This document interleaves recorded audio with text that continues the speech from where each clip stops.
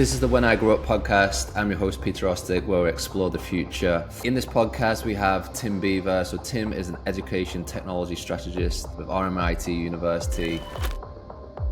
Actually, to have agency, you've actually got to make people want to work with you, human. So you've got to be persuasive. So some people are saying that the need to code is dead. He's going to share 4 key skills that children and adults are going to need to thrive in a world of artificial intelligence. So in this human world, we still need to be able to persuade. Even if you're building something with artificial intelligence, you're still going to need to be able to convince people to come on that journey with you, whether that is raising money or getting some sort of sentiment around the technology or whatever it is that you're building. I could literally use AI to go and learn all the concepts I need to know on topic X, and then I would understand it so I can actually just sit down as a human and write the essay. So you have to understand the models, what they can do, what they cost, how to access them. That is a foundational skill. If you're interested in these, check out the long form interview. It's available on YouTube now. Here's the link below. Love to hear your thoughts, your comments. Let me know. Tim, welcome to the podcast. Hey Peter, how are you? Yeah, really good. Really good. Thank you. Really excited for this one. We've been chatting away and I've been following Ask Beeves and your blogs and your writing and lots of thought-provoking ideas and concepts. So really appreciate taking the time and looking forward to cracking into it. Yeah. I thought I'd just start with where this all came from. Ask Beeves isn't so much a product. It's more of a tool for me to understand the world we're living in. And I figure if you have the discipline to write on something, you tend to learn stuff faster. And I think we are on the cusp of something very large in society. I work in education technology strategy. And I just have to say, this isn't the views of my employer in any way. It's more of a mind experiment of where we could be going in the age of artificial intelligence. And to ground the conversation, I thought I'd start by talking about education pedagogy, but not only in the context of just education, also in the role education plays in a societal structure. And if we go back 1088 in Bologna, Italy, that was the establishment of the first university in the world.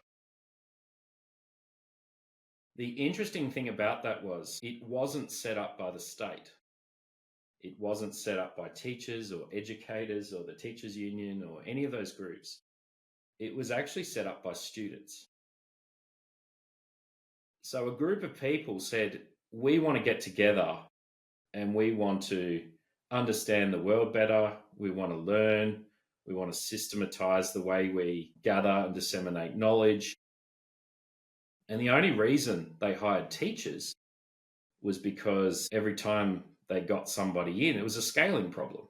Every time you got someone new into the university, you had to kind of get them up to speed, which was what the teachers' jobs were. But then if we look at the historical crescendo through time, in the Dark Ages, that was one of the main reasons it was dark. It wasn't cold or different or anything like that. It was the church really controlled information. And so there wasn't a lot of technological progress during that time because the society saw information as power. It was knowledge, danger. And so it was really, really kept away. And then if we fast forward to the Renaissance period, that was all about the nobles. And they started to set up the concept. So universities popped up all over the place and they all started learning. But there was a real societal divide between, I guess, the powerful and the peasants.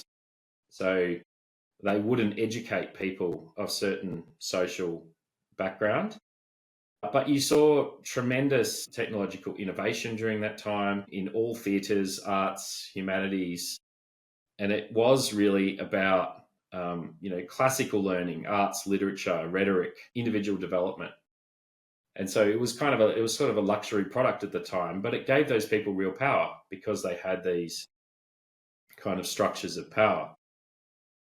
But then if we fast forward to the colonial sort of Enlightenment period, society really used education as a tool for power around who got educated. So you started to see the emergence of real professions, lawyers and surveyors and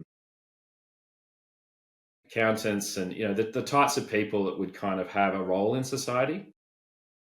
But it was also segregation and inequality as well. So again, there was real control over who got access to education, but it's broadly accepted more people got educated during that period at a higher level. But that was basically the design of trying to build. So is this during the Industrial Revolution? Yeah. So if we join into the Industrial Revolution, that was really the start of kind of mass production of education.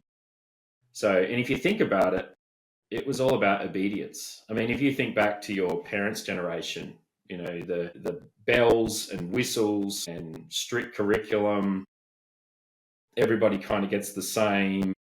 It was a real time of control. And in fact, it was during that period, that's the period we grew up with. That's the period that we live in now. We've sort of chafed the edges of that. We've softened it. We've probably dumbed down the curriculum, I would say, in a lot of areas. And a particular change would probably happen in the 90s, where we got rid of a lot of the trade high schools or the tech schools. That was kind of a change as well. But the reason I've gone through this history is to show that the societal model that we live in and is related to technological progress. And if we are to now say we're going into the artificial intelligence realm, that probably means that we're at another point of inflection where things are going to radically change. Now, to some extent, this has already started with the invention of computers and digital. I don't think anyone could say that the world hasn't radically changed. It's radically changed in my lifetime with networks and communications. But the really interesting thing here is, in about the 90s, you sort of had the equality movements in the US, the real sort of instantiation of meritocracy. And what the literature is saying is we've kind of had the opposite effect. Because what's happening is really intelligent people are going to universities, and those people are getting married, and then they're having smart children. And so you end up with this sort of like feedback loop of elite people. And those elite people have a lot of power now. They are projecting their philosophies and ideals through technology out to the whole world. They have almost unlimited access to capital. They understand product design and how to encourage people to adopt digital technologies. And they can scale way faster than any industry ever in history, really. And so they've got capital, talent, weather, speed, and they have a process to scale. So if you think about the education system, we're now in a bit of a race. So we live in a system where our education system is still very much rooted in the industrial age. Now, in the industrial age, much of last century, if we look at the fight between capitalism and communism, it was really a fight on how to allocate capital to labor. So we have labor, time, output. That's kind of how we measure our monetary system. And so if we think it through, there's really three options here moving forward. We can trust our institutions to naturally take on these changes in artificial intelligence. But if we're comparing, if we're in a world where you've got robotic abundance and knowledge abundance, that's a very different model than the last century. So the very foundation of our education system probably has to change. If they've made knowledge kind of free in the artificial intelligence realm, we're moving into a world where agency is probably more critical than anything else. Like, imagine you're a 16-year-old person looking to study what to do at university. you not only have to think about what profession do I want to do, what am I interested in, you probably also need to think about what's artificial intelligence going to do to that job. Yeah. So, like, I'll give you an example: property valuation. Do we really think that the current process to do property valuation will remain moving forward indefinitely, or do we think that artificial intelligence will be able to look at data and photographs and work out what a property is worth? In fact, I would probably argue that artificial intelligence could even do a better job of estimating prices of property. Well, given I'm just about to go for a property estimation, I'd probably agree with you on that. It seems that it's very, I've been through a few of those, and it feels like it's very subjective, and yeah, it depends on who turns up. But yeah, it's a great point. I might just try and unpack some of that kind of opening thoughts, Tim. So the model for education and higher learning really started in Bologna, in the universities, and it was really student driven. So it was the student driving the education. They were bringing in teachers to learn. It's gone through a different evolution of that. The model that we're in today is really set up based upon the Industrial Revolution. It's around more structure and control to deal with the factory setups that we had, probably developed in my heartland around the northwest of England, probably at the time, but that spread out across the world. And so we're now coming to an era where, driven by technology, there has been elites who have driven and designed the technology. They've had access to scaling and product, and there's almost developed enclaves of areas where knowledge has married into knowledge, created more knowledge. And so it's almost been a kind of like breeding ground for that. But today we come to artificial intelligence, where there is coming to a point of zero cost for intelligence. And so we get to this question of agency. And I'd love you to define what you mean by agency in this context. Well, if you think about up until now, if you want advice on legal matters or accountancy, or you want information about something, you essentially find an expert that has studied that, and you go and you procure that intellectual property. And then the industrial education system has basically pushed us into these career paths. So think of it as like a tree where you really go and specialize in one branch. Whereas what artificial intelligence does is it gives you a way to understand all of those concepts. Everybody now has access to those concepts, and everybody has access to learn all of those concepts, and not just one branch. They could potentially start to span multiple branches and create new products and services in ways that haven't been seen before. The problem is, whilst the industrial model remains, everybody is still studying for one profession. And so if we're moving into a world where actually that model doesn't work anymore, and the monetary system follows that path too. So, you go to university to get a skill set, to get a job in a large regulated monopoly. I mean, our society, most industry is kind of, in Australia, most industries are kind of large regulated monopolies. And what you're fighting for in society to get your place is really, what job do I get in one of those large industrial organizations? But that assumes that the technocrats aren't going to say, there's a lot of talk at the moment about human augmentation with AI. It's sort of like, is someone going to sit down and use AI to summarize an email, or do rudimentary tasks quicker and more efficiently, and it's going to make the world better? What I'm seeing is 90% of the investment into AI is not going into that at all. Most of the investment is going into automation and completely new business models. So if I was going to say, I want to use AI tools to help a property developer do their job better, that's probably not what's going to happen. You're probably going to see a big, well-funded, capitally intensive industry that's going to come in and buy all the data and they're going to create a new product or service. And almost overnight, that industry is going to be under massive pressure. It's not to say that all of those professionals will be displaced overnight, but it is to say that someone within that profession is going to do something digital, and then it's going to become the normal practice, and therefore the amount of labor that has to happen is going to radically reduce. And so I would say, if you are a parent at the moment with like I've got 2 children, do you trust the industrial age education system as it is and its ability to change? Do you say, actually, we're going to stay in that system, but realistically, we want to go and work for the technocrats? So do you essentially want a job with one of those large global corporations that are going to push in this change? Because they still will need employees and humans. So do you push them towards that?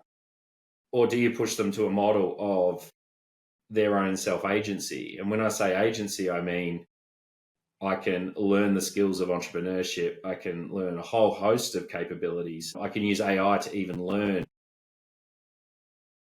itself. One of the really interesting things is when ChatGPT was first released, the first response of a lot of education institutions, including the Victorian government, was just a ban. And I have fears that I remember when Sam Altman released ChatGPT, there was so much talk about ethics. He sort of he had twin arguments. The first argument was this technology is going to fundamentally reshape the world. That was one. And the second one was, and we need to do it ethically.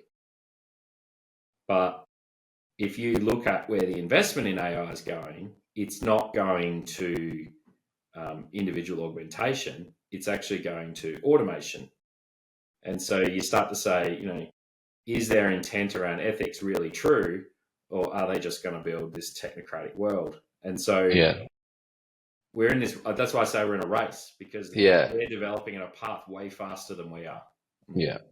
Well, there's so much in this that let's try and go through stages. I'm definitely interested in the idea of work. I mean, the area of technology that I've spent most of my career in is essentially the automation of trading.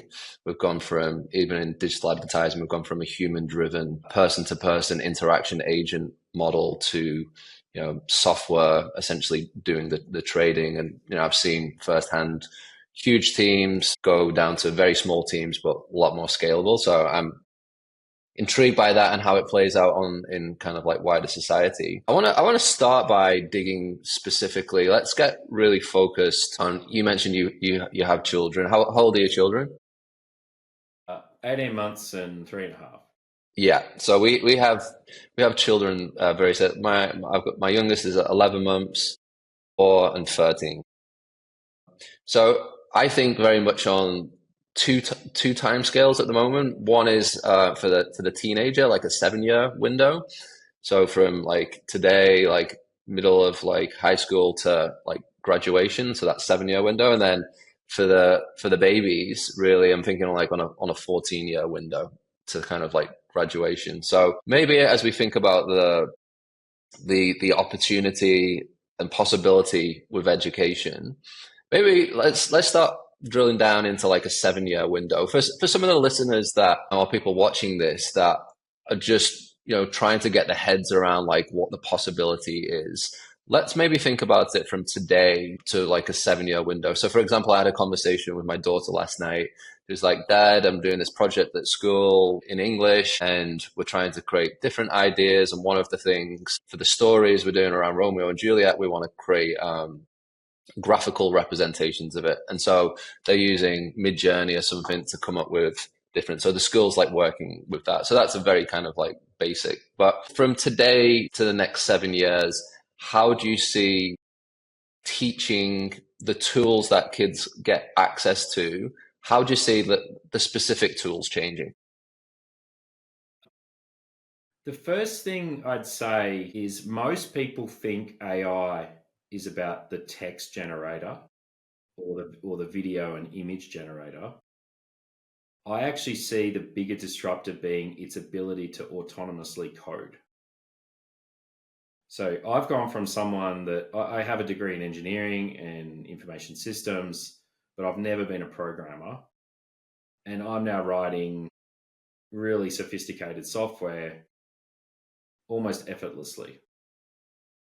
And so, what I'd say from a student's point of view is I don't think sitting down and learning, rote learning information to gain knowledge as necessarily the most efficient way to learn now. You could literally build an app to say, what is the curriculum I need to learn for this subject?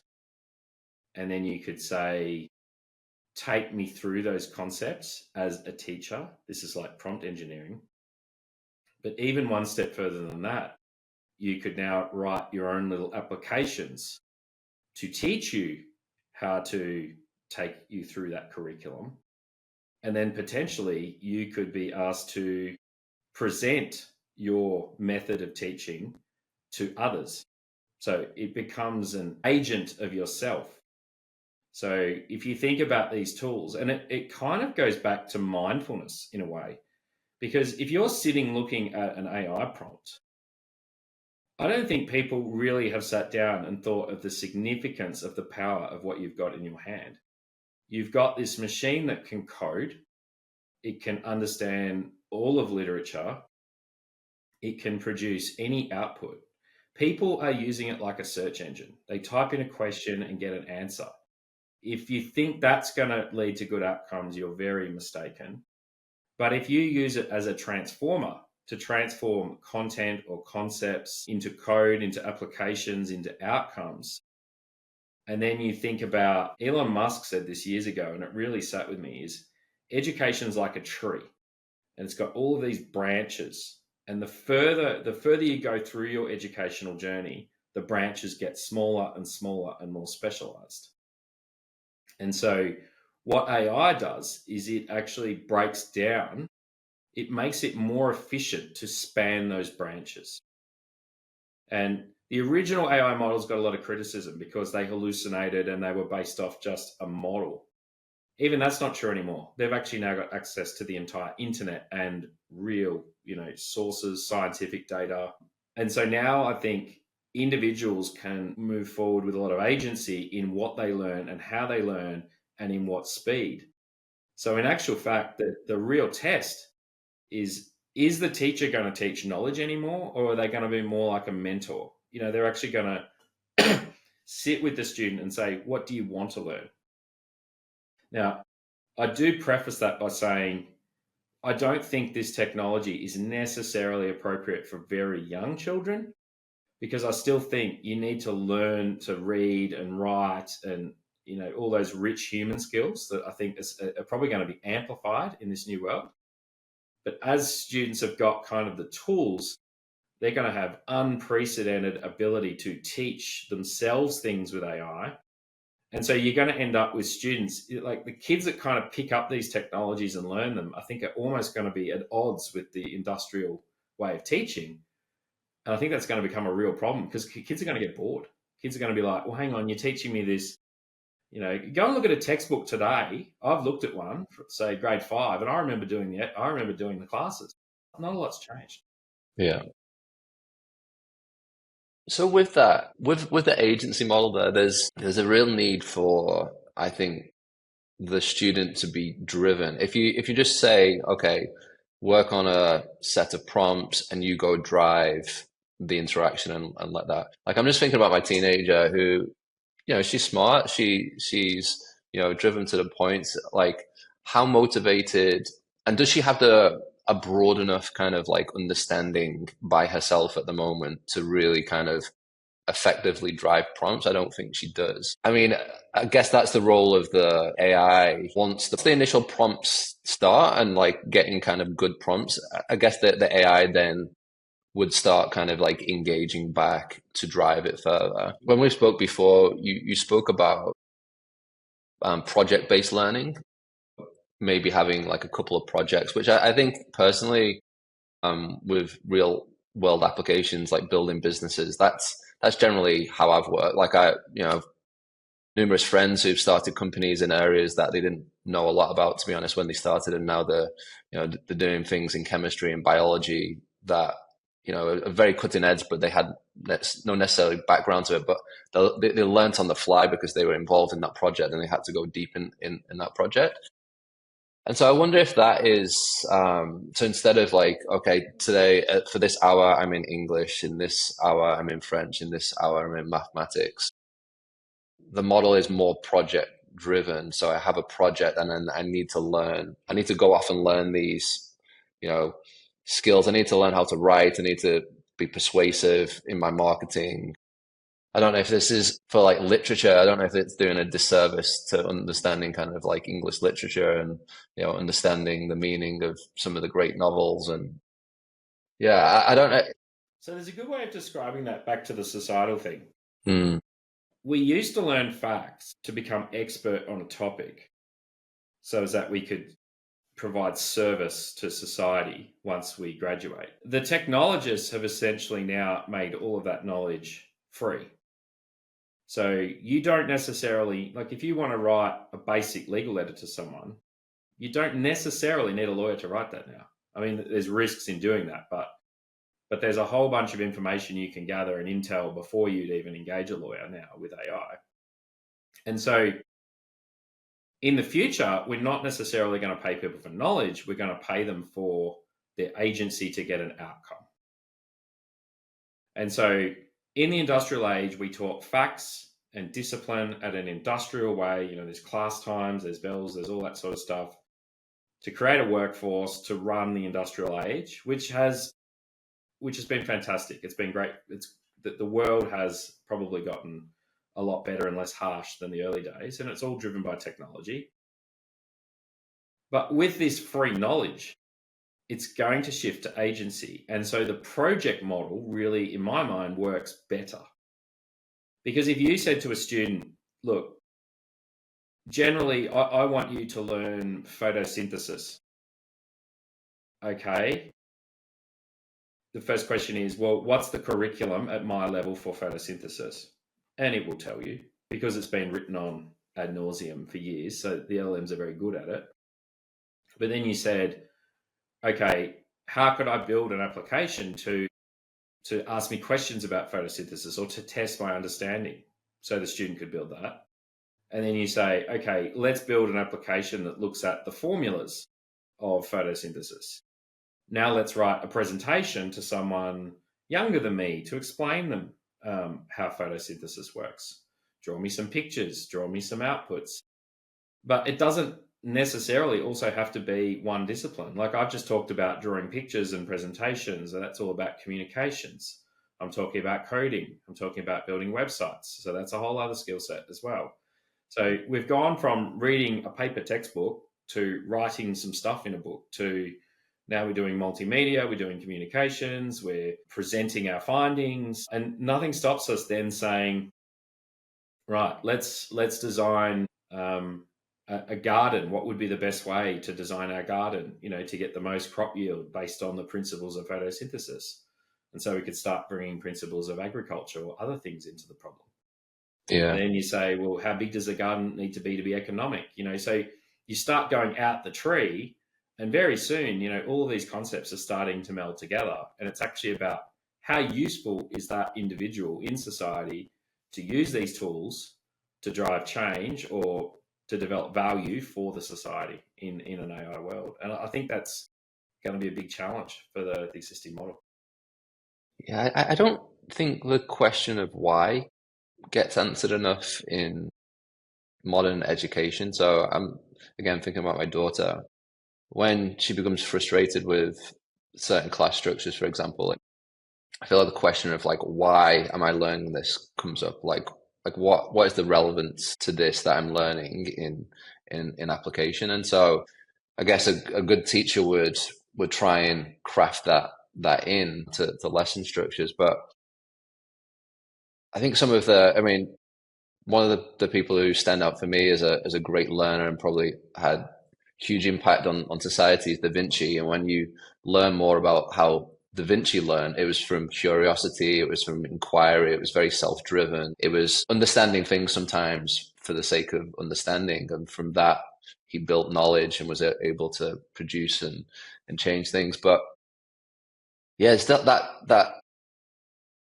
just that kernel of drive and questioning and the why a thing is I still don't even know if in the current education if there's like classes on like how to learn, like what the structure is, like how to learn, how should I be actually structuring how I actually need to take in information, some of those kind of like basic building blocks. So I'm just intrigued by how technology can potentially make that better. Or it could be like a teaching skill as well, and just how we think about like teaching skills, how that can evolve. So I think the kind of key gist is that we come to education, the idea is that we'll have a more precision driven model that'll be more focused on where the student is inquiring, where the student levels is at. So instead of this kind of like 1 to 30 model where you kind of teach the edges, the hyper intelligent kid or the kid that's struggling, you kind of teach to those edges, and the 80% in the middle kind of gets a little bit missed and told. But it's exciting to think about something that was very engaging and kind of real-time feedback. Do you see any software like out there at the moment that has been any kind of like AI driven with kind of like wrappers on them around education that are kind of driving that type of model? Or Look, this is an interesting point. mm. Everybody in technology always looks for what's the app, what's the software as a service. Yeah. And I think what I'm trying to say is that's going to get eaten.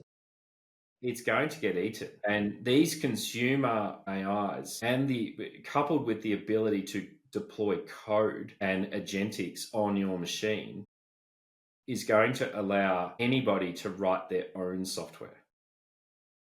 Now that kind of seems ridiculous, but it goes back to the why and how do I learn?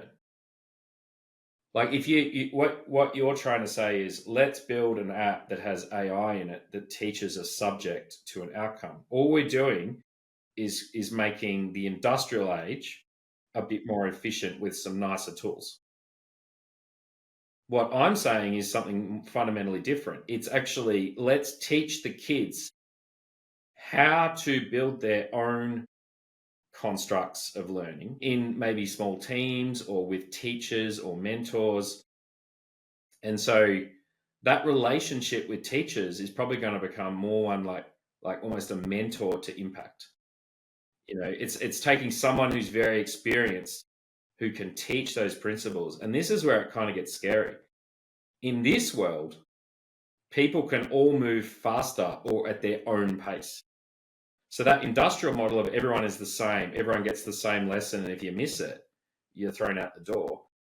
In this model, people are going to have their own agency to learn at their own level. So you may end up with people with very different competency set, sort of competency growth over their time. But is that a bad thing? I don't know. I completely appreciate that model and get that model. My question, and again, trying to view this through a teenager lens at the moment, and I'm thinking about motivation and drive, and like it is such it is a fundamental change that this kind of like top down rote learning, and like I know from experience and research that the kids who are self-driven generally lead to better outcomes, like economically and all that. Like if you teach a kid to have drive and self-inquiry and inquiry, that's probably the best skill that you could give to a kid to have some sort of like outcome in future. There's a lot of like studies on that. My concern is probably twofold. One is like, how do we get these kids to have that inquiry? And let's go to the extreme. I work with the RMIT Foundation, which works with kids in foster care, where numeracy and literacy is below the average with a lot of these kids, and so a lot of these kids are playing catch up. So if you take a kid like that position, like how would it work for them? Is this the role of the like? How does the role of the mentor, tutor, teacher, I guess, play in? Because I'm just thinking like not all kids are just this driven, like, oh, we want to learn. Like you and I are just like, oh, let's go and like learn this thing. Let's build a model to teach her. You know, I want to learn chess. Let's build a model to teach me how to play chess. I'm just trying to think about how this operates in like real world with real teenagers who just kind of want to hang out with their mates or go and play football, jujitsu, or um,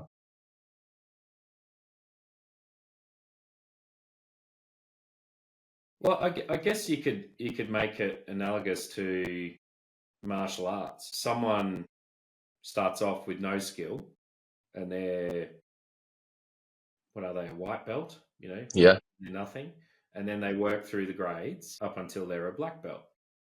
And so there's this competency curve that we go through. I actually think artificial intelligence, a lot of kids, I think, drop out of education or don't have motivation because they're sort of just put there. A lot of kids that, they grow up to be awesome excavator drivers, but at school they were just causing a muck because, lots of my friends were really disruptive in class and they've all gone on to be really, really successful people in their professions. And I think if we stand back and go, you know what, let's drop the rigor of the traditional, the bells and the whistles, and you've got to be there and do everything, and say, what's this human good at? And what does this human want to pursue? And sure, there's some base skills they've got to get through, but imagine how much more motivating it'd be if the student could say, all right, you've got to go through these base things, but you can go through that quite quickly with the assistance of AI. And then you can start working on the things that you're potentially interested in. And I think it could actually be quite motivational. And I'd also say, I was working with someone recently with an extreme disability, very, very low IQ, can't read or write at the age of 10. And we were able to use AI to get her to read books to her. She could take a photo of a book, it knew what it was, and it could read her a story. And that was incredibly positive for that person, because now a human won't always read to her because it's frustrating, it's time consuming, but if AI can do it, she's got this endlessly patient friend. And so I think AI has the potential really to help kids who are, if you've got kids in the bottom quartile in performance at school, but you go and teach them how to be really, really good at AI, that could massively accelerate their catch-up process. I remember, even myself, I basically had a bad teacher in grade 5, missed a whole bunch of key concepts, and in grade 6 and year 7, I really struggled with maths because I'd missed these foundational things. So I had to go and get tutoring. But by the end of year 7, I was probably one of the best students because I had this additional support that caught me up. And then I went on to get an engineering degree. So if you had to ask my year 6 teacher, am I any good in maths? They'd probably say no.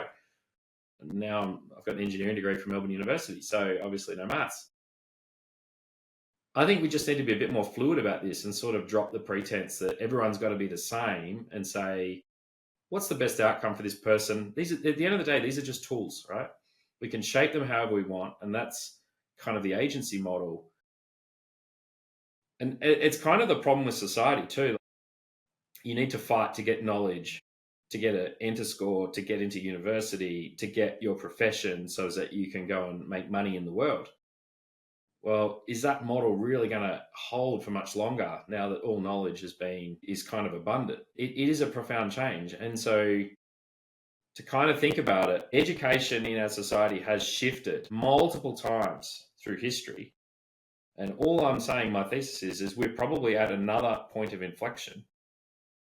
But we're kind of in a race against these technocrats. And I'm saying maybe the solution isn't to, just follow the technocrat model. Maybe the solution is to say, well, what are the tools we've got here?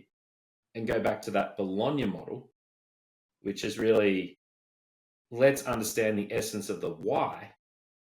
Let's figure out a way to use these tools to help people learn, even if it's just in the industrial kind of context. And that will give them a hope to have agency in their adult lives, so as that it's not just being kind of product released to us as a community. It's more we get to build the society we want to build. Yeah. To think about this, I was thinking some of the practice, like the way the structure is set up at the moment. I'm just thinking about that. So I live in Byron Bay. There's a lot of homeschooling here, probably as percentage, it's probably higher than the rest of the population. I go to jujitsu at 12 o'clock, the lunchtime class. There's probably like 6 or 7 kids from like 7 to 12 in that lunchtime class. I was like looking around, I was like, where are all these kids coming from? Turns out they now just train jujitsu throughout the day. And I see them then on the laptops, they're doing learning on the laptops. They'll do like multiple classes. They'll teach, like my 4-year-old daughter goes to the 3:45 class that they're teaching my daughter as part of those classes as well, which is pretty cool. So do you think homeschooling potentially, or like almost like a homeschooling clubs might potentially grow? Like for most parents, I'm just thinking about like if a parent is at work, like schooling becomes glorified. Like I don't know how much of the general population are thinking like is this the best outcome for my kid? Hopefully they are, but I'm also kind of practical in some of the way I think. Well, the problem is we're living in the industrial age where labor is still tied to employment. So it's very difficult to do homeschooling if both parents are working full time to pay the mortgage. And in fact, that economic model is going to be the thing that really slows down AI, because obviously if knowledge and robotics makes everything cheaper, there has to be some sort of transition where there's an income to still be able to consume that. And so that's going to be the real challenge moving forward. But I think the homeschooling thing is probably the response to the symptom. If you're not happy with the way the traditional approach is working because of the change, a lot of parents, I think, will probably try and do it through extracurricular. So there's potentially another avenue to do it on the side that helps them. But I think that's going to cause conflict, because if you're teaching kids advanced AI and then they're going into like learn photosynthesis out of a textbook, the kids are just going to eat that alive really, really quickly. And I know this is true because I'm using it every day in my profession. So there's going to be this kind of incongruent period. But I think the homeschooling, I know in the US, homeschooling is absolutely booming. I know in Victoria it's really going up post the COVID era. And it's kind of really interesting, like even the private school model. You know, you look at some of these private schools now and they've really just got an industrial curriculum with a nice pool and a tennis court. And probably a lot of spoon feeding, which is not going to be helpful. And they're charging. Some of the schools are charging $30,000-$40,000 a year. And I'm sitting there as a parent going, well, hang on a minute, I could probably hire a retired professor in India, actually credentialed in education in a hardcore sense. With AI, I can build a curriculum out pretty quickly. And they say like the average amount of hard work in a week for primary school students is about 7 hours of work a week. Like you think they're only there from 9 to 3. You take out all the bell times and the lunch times and the morning times.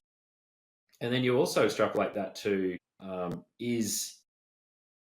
people say, what about the socialization aspect? But I look at it this way. If a student could finish their classwork by, say, 11 o'clock in the morning, maybe even 10 if they got up early, they could be spending the afternoon doing jiu-jitsu, or they could be volunteering, or they could be working somewhere with people with disabilities. There's a whole bunch of things that they could be doing out in society that would be more practical than some of the stuff I probably did at high school. There's a lot of wasted time in school. And then there's the transport bit as well. They've got to get to school, they've got to get home, they've got buses, they've got, and there's a lot of negative aspects about school too, bullying and, the whole social hierarchy that goes on. So I think homeschooling will grow. I'm not a homeschooling advocate. I just think in this new world, that's going to be one of the symptoms that pops out of it. Yeah, I feel the same. I feel the same about that. So from a skill set, so you touched upon it before, like how are you thinking for your kids? what would be a skill set that you think will be useful for them over the coming years? Are there specific things that you will be trying to see developed in your kids? I actually think the foundation is self-control. So I think being mindful has to be your natural state. If you start with that, and then you have building up their confidence to be able to solve problems. So they're calm and they're confident. And then you start adding in, okay, what's the toolbox, the techniques that I have in front of me? I have, prompt engineering. So there's really four key skills to being good at AI. You've got to be able to persuade. Actually, to have agency, you've actually got to make people want to work with you, humans. So you've got to be persuasive. You've got to be able to sell. You've got to be able to communicate. You've got to be able to articulate. That skill is foundational. The second one is you have to be able to code. Now, that doesn't mean you have to write a letter of code in traditional sense. You have to be able to manipulate the AI to write software, because it's like the coding is like the rubric. You've got a rubric cube with no hands if you can't code. The third one is the AI mindset. So you have to understand the models, what they can do, what they cost, how to access them. That is a foundational skill. And the final one is you still need domain expertise. And you have to be able to do structured problem solving. So you have to be able to say, what's the problem I'm trying to solve? What's the information I need? How do I structure that information? How do I output that information? But the cool thing is the speed in which you can learn. I mean, think about traditional education. It was always read this textbook, answer these questions, write an essay. Why do we do that? Because we read it to consume. We write the answers to confirm we understand the knowledge. And writing an essay teaches us to communicate. All of those steps now can be automated with AI, but at a much higher level of sophistication. So it's not asking the AI to get an answer. It's actually, how do I use the AI to elicit the answers in the structure I want with those four dimensionalities built in? If you teach them that foundation, apparently they've done real academic studies of this, teaching physics at Harvard University. They found the students understood the concepts better, got through the content faster, and enjoyed it more. Because you think about anything, like if you're programming and something fails and it fails and it fails, in the old days you kind of had to get a textbook, you kind of had to go and find the answer. Like, it was very clunky, and a lot of people gave up. I did when I was there. I sort of couldn't stand it. I had the same experience. I also did information systems at university. Come out of it, we did a little bit of coding. Did not take to it.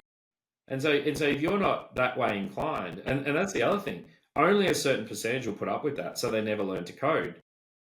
But in this new world, people can code at least to a rudimentary level to teach themselves. Yeah, and I found that, yeah. Well, that's it. I was at the start of the year, I was, okay, with the family were getting into chess. I was like, okay, can I build a chess coach? So with that, I was like, I also wanted to learn Python. And so just by building that, you start, working with the GPTs, and suddenly you've got, Python code executing, you're understanding like why it's breaking, you're kind of troubleshooting. I learned more in 2 hours, honestly, than I did in like 4 years around coding. It was wild. And so today, this I think the term they're referring to now is like vibe coding, even at at high levels. So any developer worth the weight today is actually developing with an AI complementing the code with them. But yeah, as a learning tool, I just found it fascinating. And like to your earlier points, if you are kind of intrigued by something, it's just such a. And I've even seen it change in like the last like 3 or 4 months. The way it kind of like prompts you back to like instead of like you kind of like having to drive all the time, it's like it's taking like it's taking you on the journey now. You just need to know where to start. Those reasoning models, all Mm, they are is they take something that's simple and they iterate it out to make it more complicated. yeah. But you can actually see that and inspect that and see the output. And so, and that is the beauty, because say you know a little bit about the topic. If you see the thing reasoning and it documents that for you, it's actually telling you what to think about. It's kind of giving you the precursor to what do I really need to understand on this topic. And so you don't have to go and read a whole textbook and then do the question. And then you can actually skip that bit. You can just go, I want to unpack X topic. It'll unpack it. You'll see all the things that you need to do. You can then question it and iterate through and learn that really, really quickly. And then it's like, all right, now I'm just going to go and apply that. But if you do that across everything you do, this is going to be, I don't think people understand how far ahead. If you learn the stack I just told you, I don't think you understand how far ahead you can get on other people.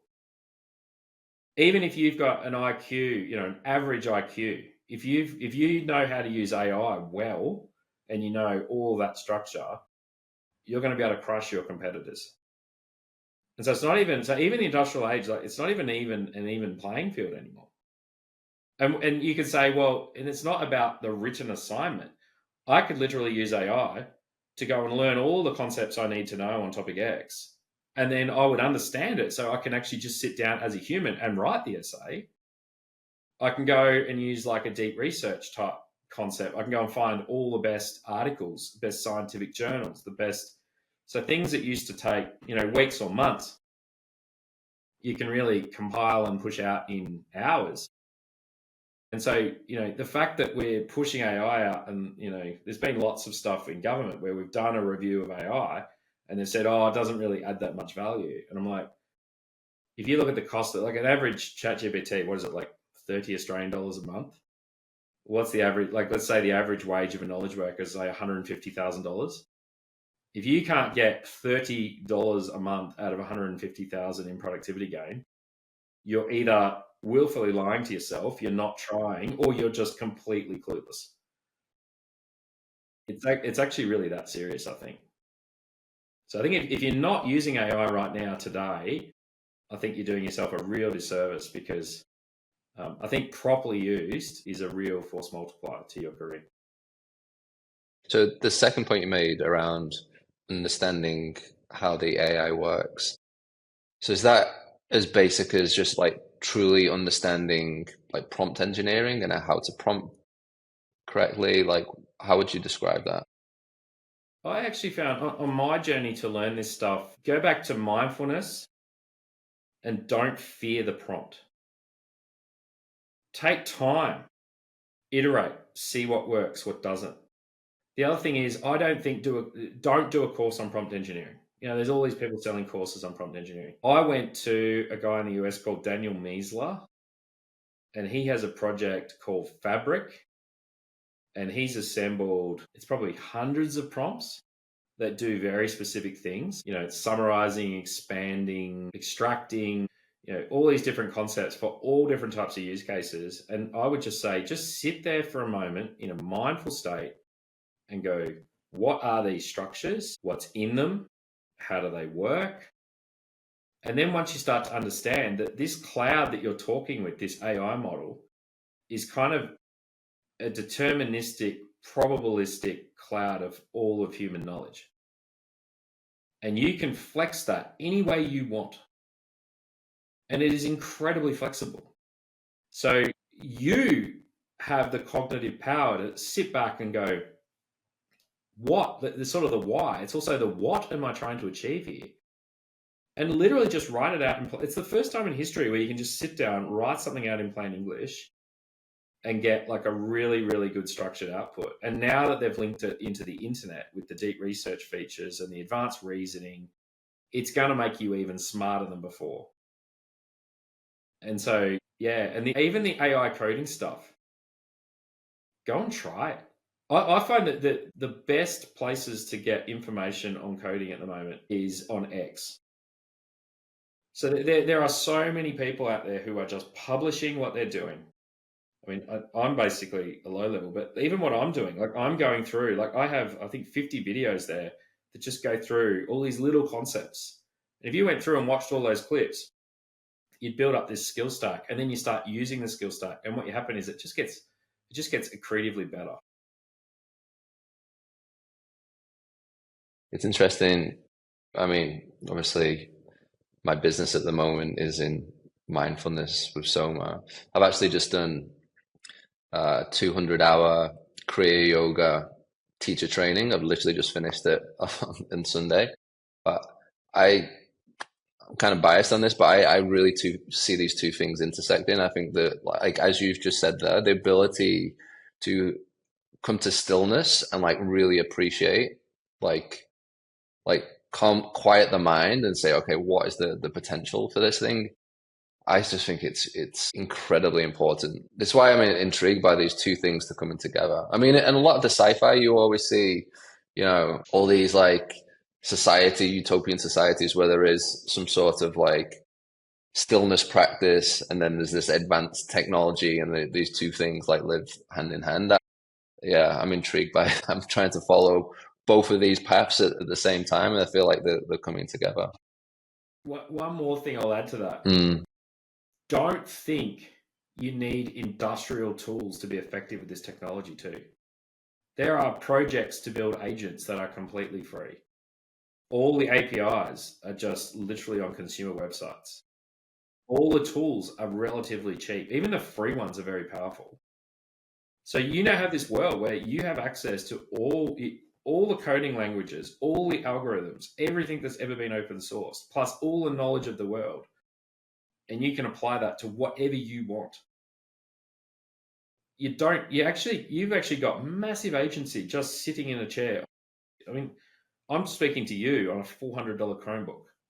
And I did that purposely because I said, well, can I limit myself to the cloud where I'm not having to buy $2,000 laptops? And even that discipline has been really good because all this stuff is just consumer. And I say, don't try to go and build your own system or your own SaaS or your own company to do this. I teach the principles of how to use this tech so that as the tech changes, you just keep up with it through your knowledge. It's like the tool you're going to use for your life. And so just use what's available because it's changing all the time.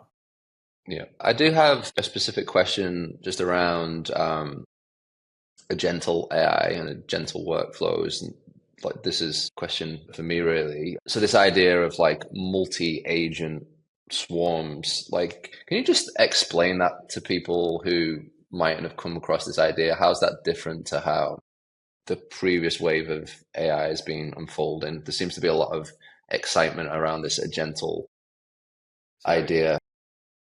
I'll give you two examples. If you wanted to mark an assignment, say you had the assignment and you had some essays to mark, you could write an application with AI quite quickly that would allow you to upload the assignment, turn that assignment into a prompt that then would be applied to the assignments that have been uploaded. So in this case, we've used agentic AI to build the application to do processing. But there's also agents that can run on your computer. And in this case, I can say, write me an agent that will look at this folder on my computer. This file is the assessment criteria. Please read that. Write me the prompt, save that to a file in that folder, then use that information to then read in each of the other PDF files, convert them into text, and then mark them according to the rubric. I did that yesterday and it 100% worked. And all I had to do was explain to it what to do. And it has a whole bunch of steps that it's going through. But the next stage is going to be, there's a lot of talk at the moment about a new protocol called MCP. So what that does is that gives access to APIs and data, and the service understands the context and how to serve that data. So you could say to an agent, hey, build me a map of all the Mexican restaurants in Melbourne. And it would go, okay, I've got a coding problem. First, I'm going to go and look up all the Mexican restaurants. I'm going to find all the addresses off the internet. And then I'm going to grab those. And then I'm going to build an app that builds the API for Google Maps. And then I'm going to take those addresses and then I'm going to load it up and I'm going to plonk it on a page. Now, everyone thinks through a SaaS model, oh, that'd be a great application to build. But what I'm saying is in the future, you're going to be able to build those yourself when you want that information. So you don't have to go through a product. You can build anything you want on any topic. And the other thing I'd say is the APIs aren't just the AI themselves. It can also be access to algorithms.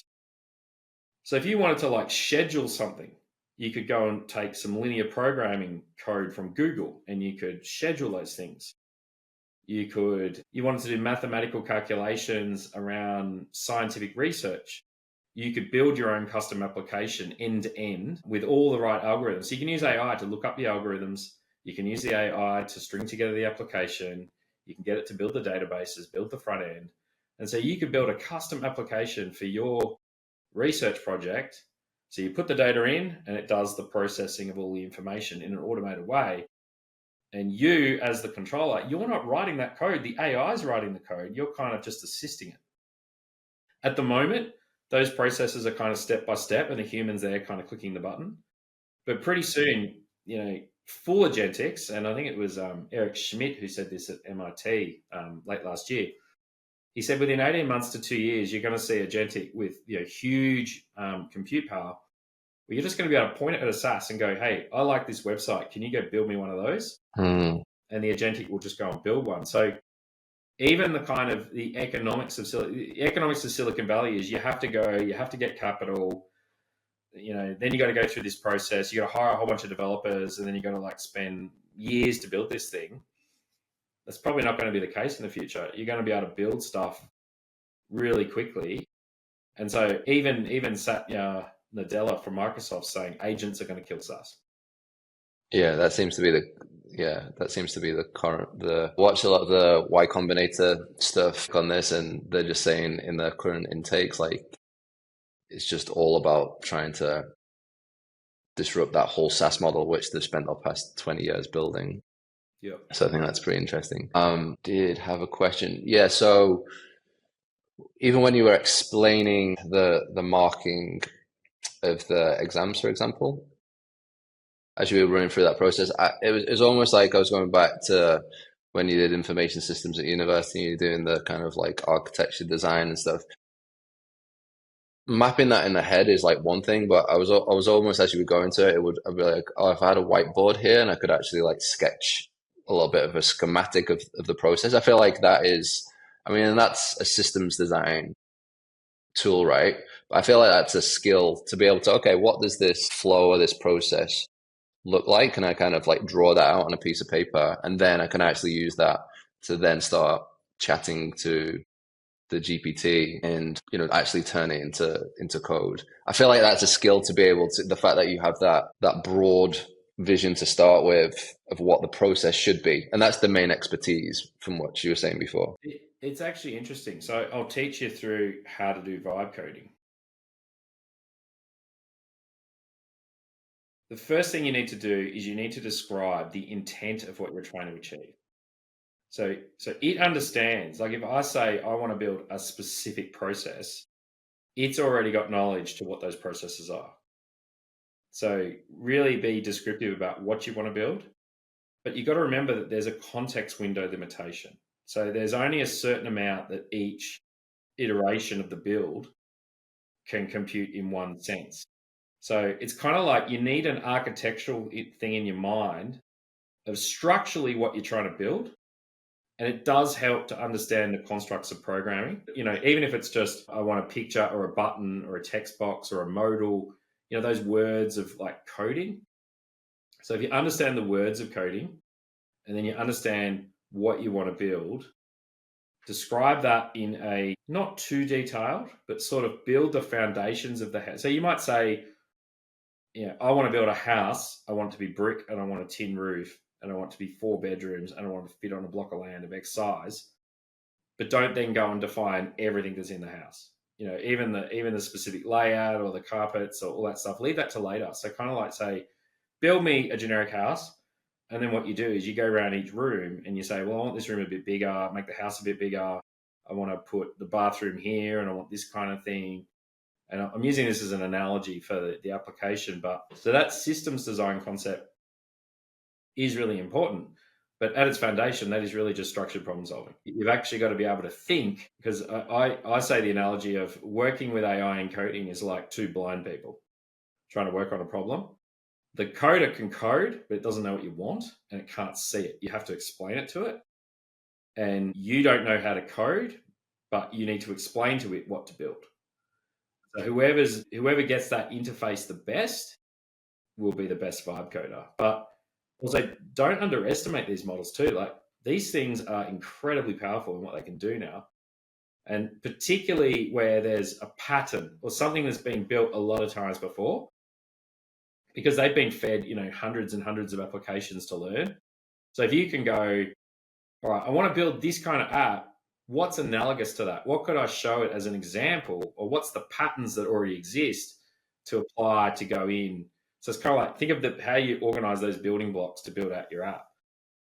It's really, really fun once you start doing it, and you genuinely do not need to know how to code to do this. Yeah. Anyone can do this. Exciting times. Final thoughts? I think the final thought is, I think we need to shift away from the focus of ethics when it comes to AI. And I'm not saying I don't want to be ethical. What I'm saying is setting up structures that limit experimentation at the moment is very dangerous. I actually think the problem we're trying to solve is not necessarily the bots or the efficiencies we want to gain. It's actually, how do we get people on the journey to understand this technology so that they can have agency with it to drive outcomes? And I think the ethics model really puts fear into people, whereas they don't have mindfulness using AI because they're worried about what data am I going to put in here, or what risk have I got, or, and at a corporate level in Australia, whether you like it or not, the leaders are all risk managers. So all of our enterprises, like the entrepreneur space, no, they're trying to push the limits, but at the enterprise, it's all about risk. And then if you add ethics to risk, then it starts to be like almost an industry. I heard I think it was the Chief Scientific Officer for New South Wales said, if you want to make money in AI in Australia at the moment in universities, go and put in a grant for ethics, because that's what they're funding. But I'm sitting there way more rudimentarily. Like, have we kind of as a society learnt AI? Have we spent time with it? Are we experimenting? Are we mindful? And if we're not, I think we're not on the path. I think we're hopelessly slow at AI in this country. And I think what will happen is other countries will get the gist. Other countries will learn this stuff, and they are just going to get further and further ahead. And in this new world, I think if you think of our structure of our economy, we're sort of resources, services in education. But if you think about services, that industry is probably going to be, we're probably going to lose jobs. Resources, there's probably not a lot we can do to make it more efficient, except probably some of the robotic stuff. And education, if we don't stay up to date, our product range may not be as desirable. I mean, if you were that 16-year-old kid saying, what do I want to study? And then you found out your university had an ethics policy and said you can't use AI, that's probably not the place you're going to pick. Mm. So I think it's like you've got to be brave, put the training wheels on, train people, and see what happens. Because I think if we don't, we're all just going to end up technocrats. They'll just disrupt everything, and we'll just be, in our analogy, the peasants. Don't want that. So that's awesome. Really enjoyed that. You had really good perspective and your insight into some of the questions that I had burning, not only for my kids, but also some of the technical questions that I was having myself as a user of the technology as well. So really appreciate it. Thank you. You're welcome. And how can people find you, Tim? Askbeeves.com. Yeah, I would thoroughly recommend that to people. It's a really good resource, and yeah, it's very updated, and yeah, check it out. Thanks all. Thanks, Tim. Thank you. Thanks, Peter.